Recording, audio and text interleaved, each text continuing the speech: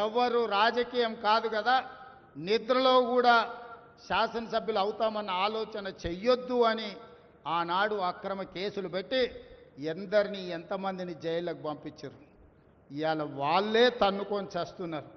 ఒకరు కడుపులో కత్తులు పెట్టుకొని కౌగిలించుకుంటున్నారు. ఎవరు అక్కర్లేదు వాళ్ళే పొడుచుకుంటున్నారు. విపరీతమైన అవినీతి సొమ్ము వచ్చిన తర్వాత సొమ్ముల పంపకాలలో కుటుంబ పంచాయతీలు ఇవాళ కుటుంబంలోనే ఒకరు సహించుకోలేని పరిస్థితి. ఒకరి మీద ఒకరు యాసిడ్ దాడులు చేసుకోవాలని ఒకరిని ఇంకొకరు నవ్వుతూనే కడుపులో కత్తులు పెట్టుకొని కౌగిలించుకునే పరిస్థితులు ఈ రాష్ట్రంలో దాపురించినాయి. పాపం ఊరికే పోదు. పెద్దలు చెప్పిండ్రు, చేసుకున్న వాడికి చేసుకున్నంత మహానుభావ అని చెప్పిండ్రు.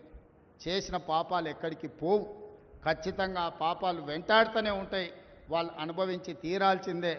ఆయన వెనకాల ఈయన ఉన్నాడని, ఈయన వెనకాల ఆయన ఉన్నాడని నేను ఒక మాట చెప్పదలుచుకున్నాను. అంత చెత్తగాళ్ళ వెనకాల నేనెందుకు ఉంటానయా? నేను నాయకుడిని ఉంటే ముందుంటా, మా వాళ్ళకి తోడుకుంటా.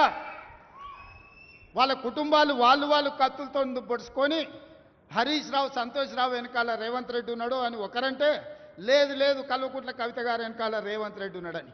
మీరంతా దిక్కుమాల్లో అని తెలంగాణ ప్రజలు బండకేసి కొడితే మీ వెనకాల ఎవడన్నా బుద్ధునోడు ఉంటాడా? అన్నం తినవాడు ఎవడన్నా మీతోను ఉంటాడా?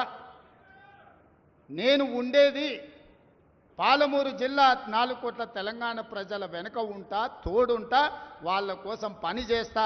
నాకంత సమయం లేదు ఇంత పనికిమాలతో కలిసి, లేకపోతే మీకు మీరే పంపకాలలో వచ్చిన పంచాయతీలు మీరే పొడుచుకుంటారు. మేము చూస్తే చాలు. జరుగుతున్న పరిణామాలు అందరికీ తెలుసు. దయచేసి మీ వివాదంలోకి మీ కుటుంబ పంచాయతీలనో మీ కుల పంచాయతీలనో మమ్మల్ని లాగకండి. మాకు ఎలాంటి ఆసక్తి లేదు. మిమ్మల్ని ఎప్పుడో ప్రజలు తిరస్కరించిండ్రు. మీరు కాలం చెల్లిన 1000 రూపాయల నోటు లాంటి వాళ్ళు. కాలగర్భంలో కలిసిపోతుంది ఆ పార్టీ. ఒకప్పుడు జనతా పార్టీ కూడా గొప్ప పేరుండే, కానీ జనతా పార్టీ కనుమరుగైంది. ఆ తర్వాత తెలుగుదేశం పార్టీ ఒక అద్భుతమైన పార్టీ, చాలామందికి అవకాశాలు కల్పించిన పార్టీ. కొంతమంది కుట్రల వల్ల ఆ పార్టీ కూడా ఈరోజు తెలంగాణలో ఒక సమస్యను ఎదుర్కొంటుంది.